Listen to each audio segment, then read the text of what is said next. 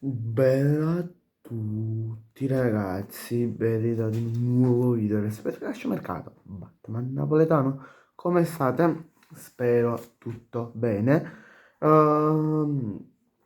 Questo qui è il video dell'Atletico Madrid, di Getafe Atletico Madrid.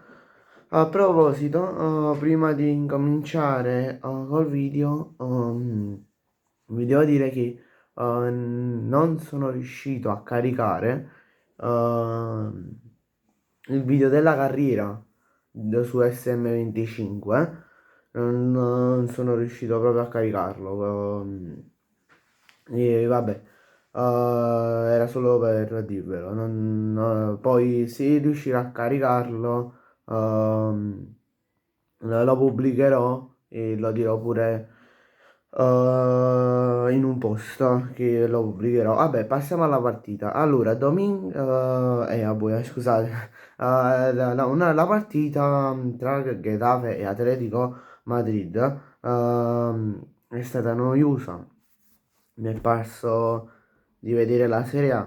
Infatti a un certo punto ci fatta così, fatta così, ma che sto vedendo la Serie A oppure sto vedendo la Liga Spagnola. Intanto sta giocando il Milan, sta pareggiando, è appena finito il primo tempo, è finito il primo tempo.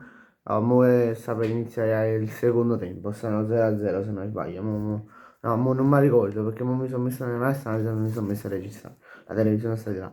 Però vabbè, è stata noiosissima sta partita, non ci sono state azioni importanti, anzi qualche azione sì c'è stata, ma più che altro verso il secondo tempo c'è stata qualche azione importante. Non vi dico che ci si dice è stata, però è stato... cioè è stata un po'... cioè queste azioni, no? Sono state pochissime e si sono create soprattutto nel secondo tempo. Non si sono andate a creare nel primo tempo come di solito si fa, che nel primo tempo le due squadre vogliono vogliono tra virgolette segnare il primo gol per passare in vantaggio e poi magari segnare anche il secondo. Poi all'82esimo minuto c'è stata tra virgolette un'azione che ha portato in vantaggio l'Atletico Madrid, però non ha segnato l'Atletico, cioè ha fatto, si sono fatti l'autogol il Getafe, si è fatto l'autogol Dominguez durante all'82esimo minuto, cioè questo è successo, non è che c'è stato stu granché, eh. Poi l'ho guardato soprattutto perché oltre a,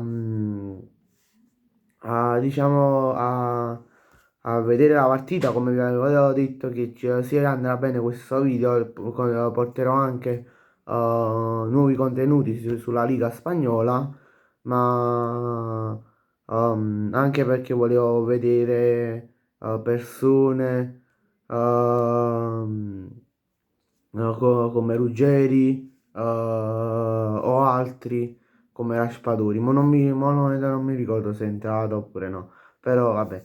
Vabbè, grazie a tutti per la visione. Ci vediamo in un prossimo video. Mi raccomando, iscrivetevi al canale e lasciate un bel like che è fondamentale. Ciao!